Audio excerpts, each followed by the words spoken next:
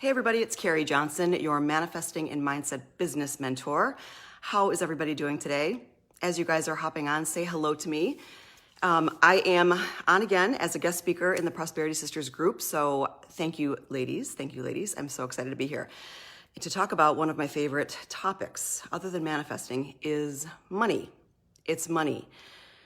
Because money makes our world go round, right? Money is the one thing that we need to survive, the one thing that we need to feel safe, because it provides for us. It provides food, shelter, clothes, let alone the luxuries that we want in life.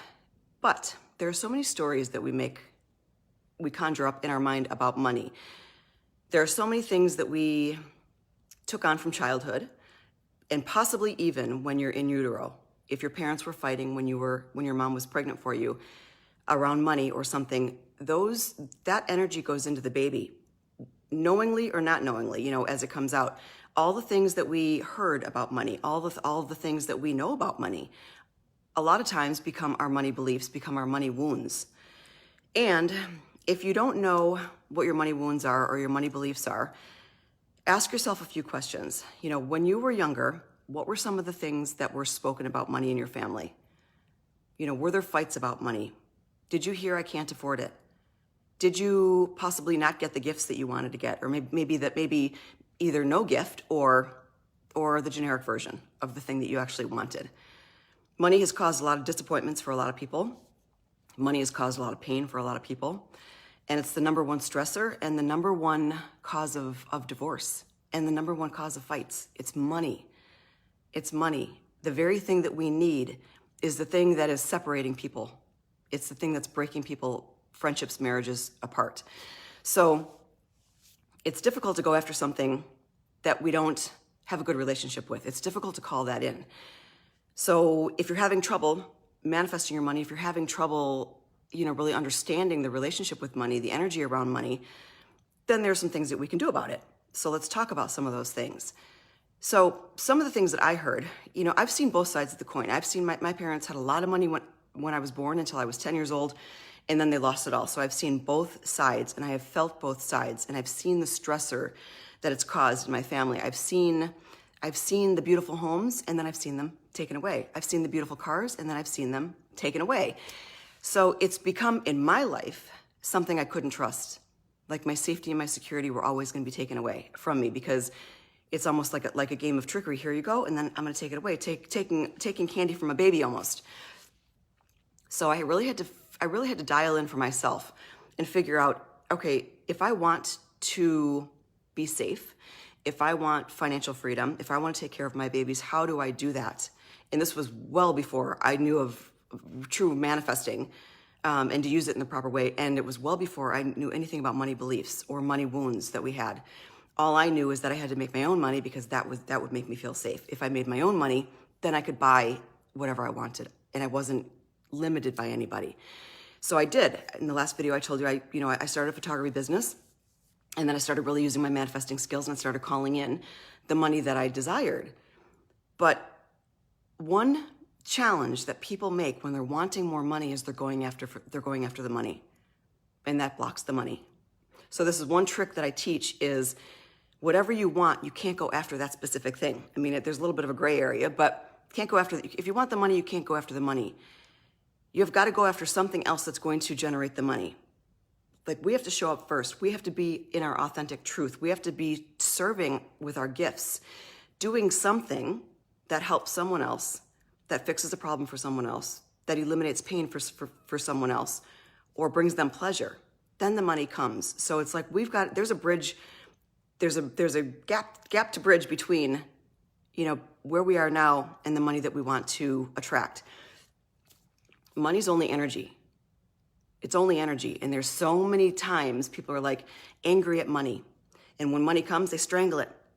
They say bad things about money. There's religious beliefs about money. There's people think that money's bad. People think that, money's greedy. I was just on the phone with somebody, and they can't afford a lot of things. They need more money. But the comment out of her mouth was, money's evil and everything. And I'm like, wow. I'm like, no. We can't expect something that we're calling names or that we're thinking ill of to want to come to us. We can't expect something that we're strangling want to stay with us. So if we look at money as a person, if we look at money as a true relationship, like what is your relationship with your child? What is your relationship with your partner? How do you treat your friends? How do you treat your family? How do you treat money?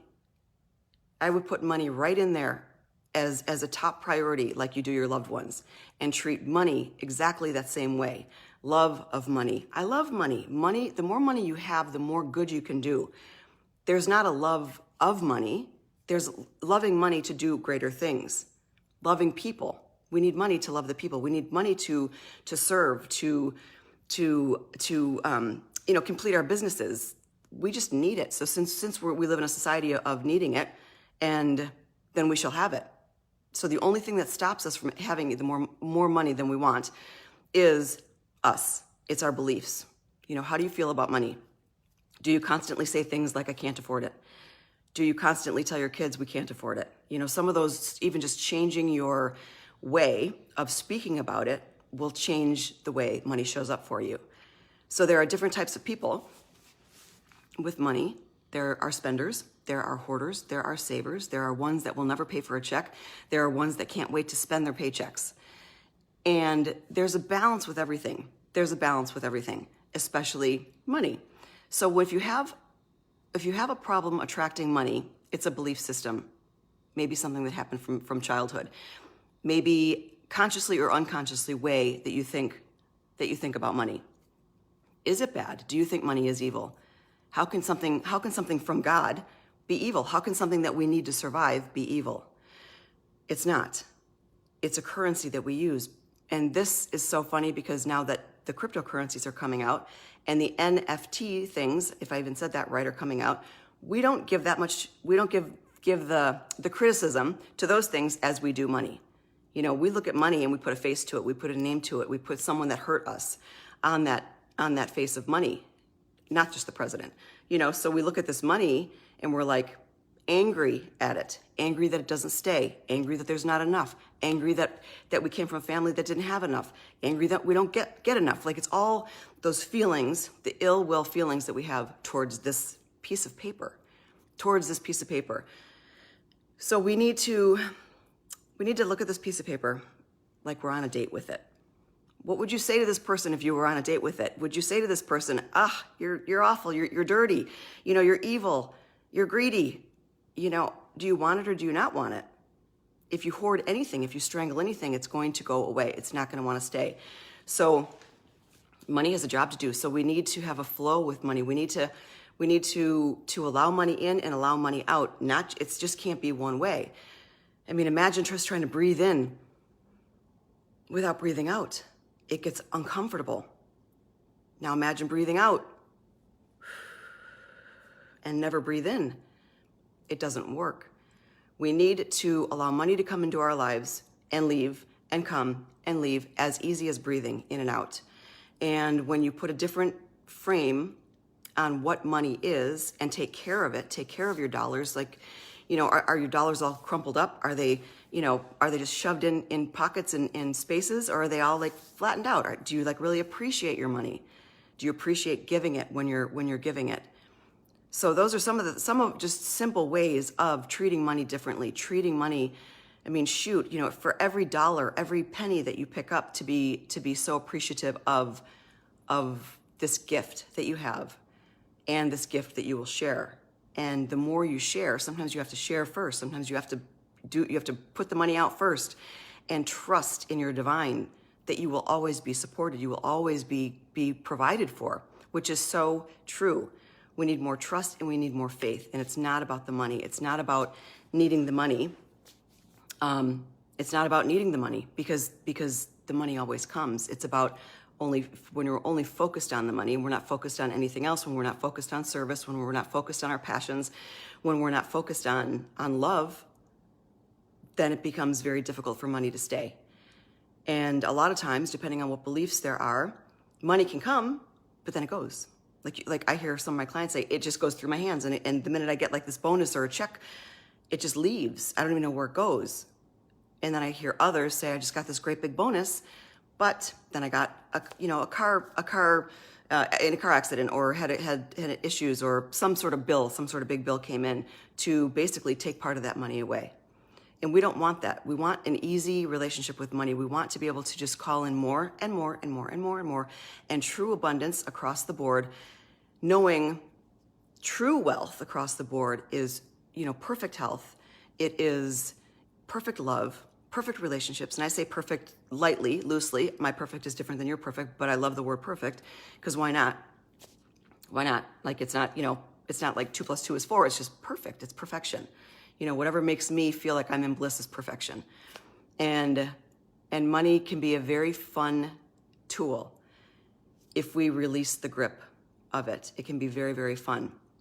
We can tell ourselves stories that are very empowering, and we can tell ourselves stories that are extremely disempowering.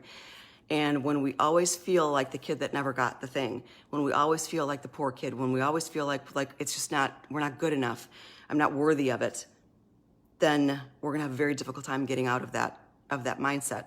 So when it comes to money, when it comes to earning, when it comes to spending, when it comes to doing things, where money's involved, really step back and think about it. This is your partner, this is your love. Look at it differently, and don't say I can't afford it. Ever, ever, ever, ever. Those are words that should never ever be spoken, because maybe you can't afford it right now, but who knows what happens tonight? I mean, money could come overnight. You could get a call from a relative that you're in someone's will.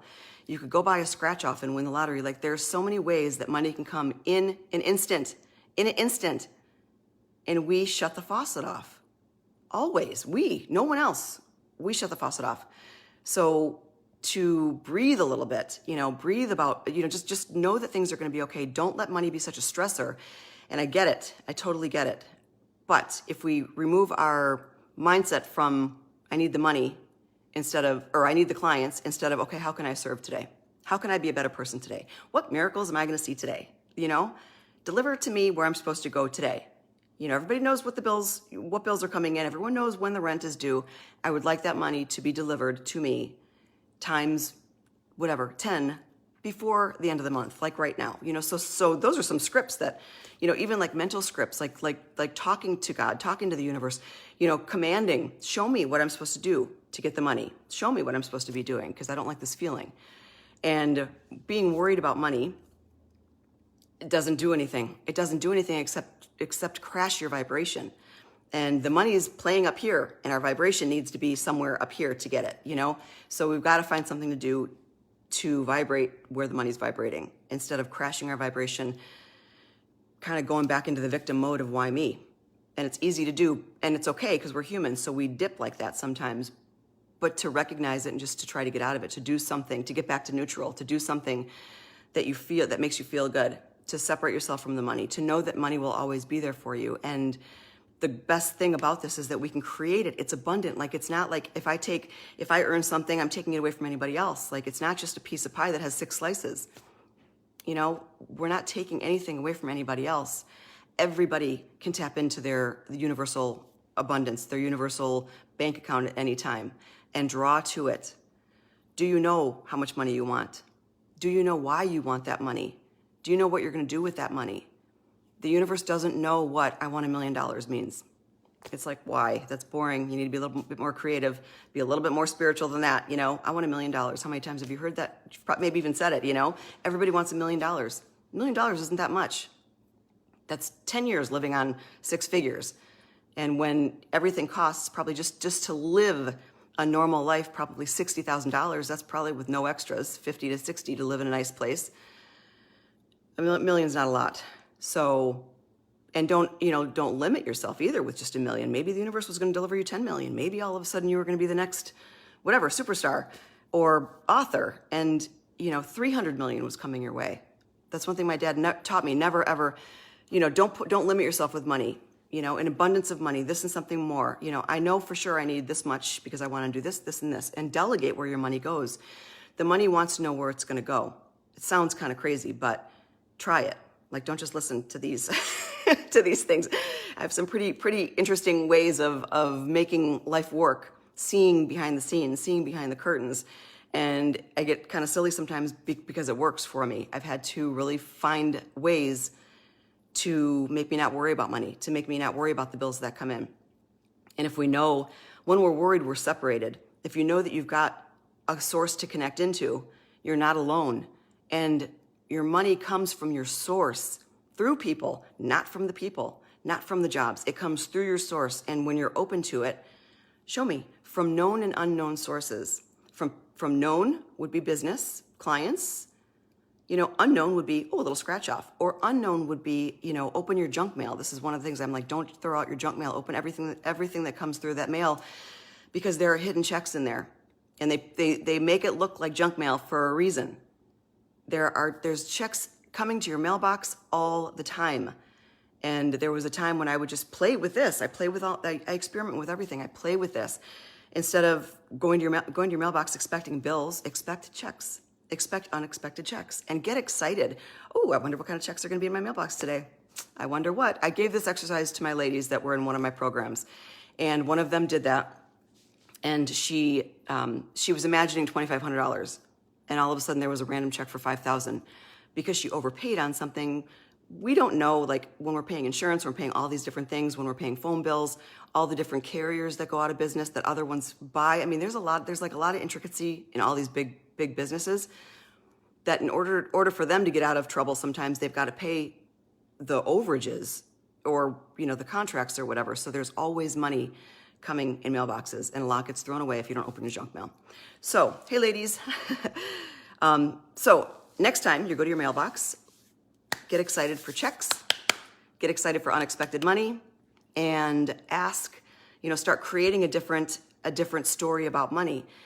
Separating yourself from that child, separating yourself from the family that may or may not have had it, separating yourself from maybe being told that you can't have that, we can't find the money, we don't have the money, we'll never have the money, you'll never go to college, you'll never be able to do that, like all those negative things, because the law of polarity, anything that's negative is positive. You have the chance to choose to go on the other side of that scale at any moment. So if you can't have it, yes, you can have it. If you can't get it or find it, yes, I can find it. And I remember standing in my living room when I was married and I was young, and I wanted like furniture. I wanted nice things. And my husband, he was always say, I can't afford it. And this was before I knew any of this, and it just was cringy to me. I couldn't listen to it. And I'm like, why not? Like, if you can't afford it, I'm going to go find out how I can afford it. Maybe it's not in the bank account today, but why not go find the money? Ask the universe, show me where the money is if I want this couch, or if I want these drapes, or if I want this car. I love it. I would like to experience that, because we're here to have a good experience. We're here to experience things. So literally, like, we put the pressure on $1 or $1 million. Like, there's really no difference other than what we choose to perceive it at.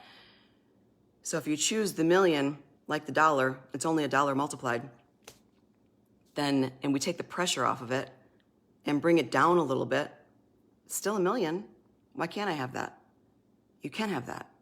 We have to believe that we can have that. We've got to have faith, and then we've got to take the action steps that are going to allow us to open the door.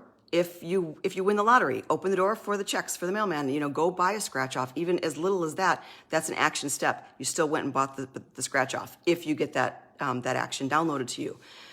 And, it doesn't have to be hard and it doesn't have to be work, but those are a few ways that I have found, have helped me just kind of take my mind out of where's the money. The minute I take my mind off it, I do something fun, I enjoy myself for a minute, and all of a sudden it releases the pressure and it opens something up.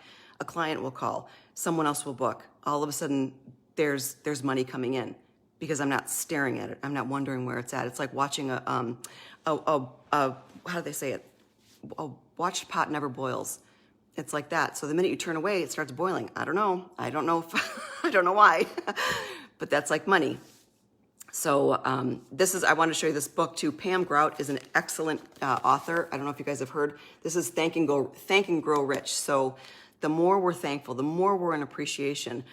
Appreciation is almost a way to raise your vibration higher than meditating. A lot of people don't like closing their eyes. A lot of people don't like sitting still, and I understand that. It's the fastest way to clear your mind and get you to your source, so you're releasing the resistance on everything. thanking the universe and being in the mode of appreciation, the vibe of appreciation over the smallest things, which aren't even that small, over the water that we have to drink, over the hot water that we have to shower with, over the roof over our head, the tiny little niceties that we get to experience in our daily moment-to-moment life. We could be appreciating something every single moment. And the more we're appreciating things, the more the universe will deliver things to appreciate. Will be delivering that to us. So just know that, we can call in whatever we want, whenever we want. It's up to us to decide when that time is. So in my mind, that day is today for everybody. So don't go look for bills. Know the bills will get paid, and enjoy your holiday season. And don't be afraid to spend. Don't overspend if you don't have it, but just as your money's going out, as you're sliding your credit card, as you're paying for things, just thank you. Thank you, may I have another? Thank you, may I have another? Go out and do your job and just know that that money's coming back to you. Know that, and it will come back to you. Know that you're gonna find checks in your mailbox, and you will find checks in your mailbox. It's a fun game to play. So I'm glad I'm here playing with all you guys. All right, you guys, I will talk to you later. Have an amazing day. Bye.